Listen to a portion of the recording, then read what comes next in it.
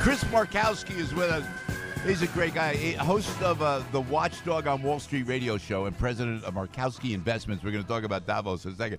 But I love you, man. I said, what am I get my son? And my son, my oldest son has a birthday. What am I going to get him? And you said you got your son a turntable. For Christmas, he love it. And then I can pull up all my old albums and bragging them out. And I'm like, yes, we're going to listen to some Zeppelin.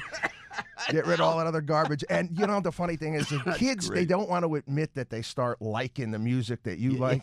But then you see it on their playlist sometimes on their phone. I said, I knew it. I knew you'd like it. How about Zeppelin? You're younger than I am, but how about Zeppelin, man? Last night, Al's young. These are young guys. It's like yesterday. I was in college when they broke. And I'm going like, wow, to this day, they're as powerful, as relevant as ever. Oh, absolutely. You know? Hey, you're gym rat, too. You throw it on at the gym. You got to do it on leg day. You know, you need to have a little Zeppelin on. You are working out, I could see, my friend, huh? What are you doing? Yeah. What are you doing? One on, one off kind of thing? Chest and back? I get up early in the morning, so once in the morning, once in the afternoon. No, twice a day? Now you make me feel guilty. Wait, whoa. What do you do? Like chest and back, and then you do legs like later on in the day, something like that? Chest, yes, it was chest in the morning, legs in the evening. So you're doing tell me you're doing not an hour workout. You're doing a long workout? About 40 minutes. Yeah, that's good, though. Got to go to Retro Fitness, man. We're giving away a membership. 9 o'clock. My partner's coming in here. We have a great deal. Look at me plugging.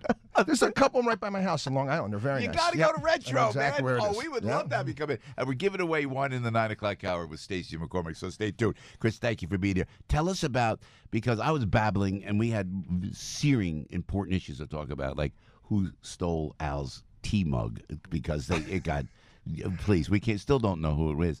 So meantime, the president is speaking, and by the time I went to go to President Trump in Davos this morning, just about an hour ago, he was finished. You said it was somewhat of a humble speech. Well, he did. He ran through the gamut of all of the things that he's done and the success that we've had here in this country. Phenomenal. Just one thing after another. Yeah. And it's impressive. If you go down, you take a look at the economic growth, and you take a look at the jobs that have been created. It's just exciting. Yeah. I mean, I live on Long Island. I walk around the town of Huntington, and help wanted. My daughter walks into a store. She's barely even ready to, age to work yet, and they're giving her a job, asking her to get a job. Wow.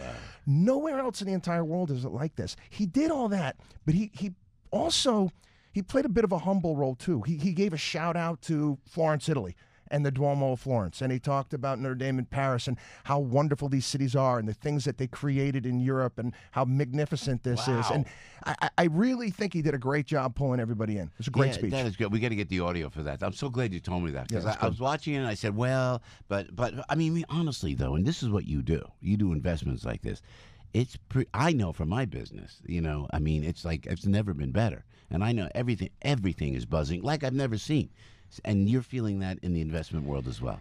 I know it's anecdotal. We're a national firm, but primarily our clients are small business owners. I love nothing more than small business. Thank you. One of the great things, especially in regards to New York, you can walk down the streets in New York and you see these shops that have been there for several generations. You're like, I want to know the story behind that store, how they got started, and everybody's got a story, whether it be the My Pillow guy, they've all got an amazing story. And all across the country, and our small business owners that we have as clients, they're ecstatic. They're ecstatic, pulling back regulations. The hardest thing right now, quite honestly, is finding workers. Wow, man, there's like 7 million people looking for jobs. I know my mother's listening, and yes, she's an investor.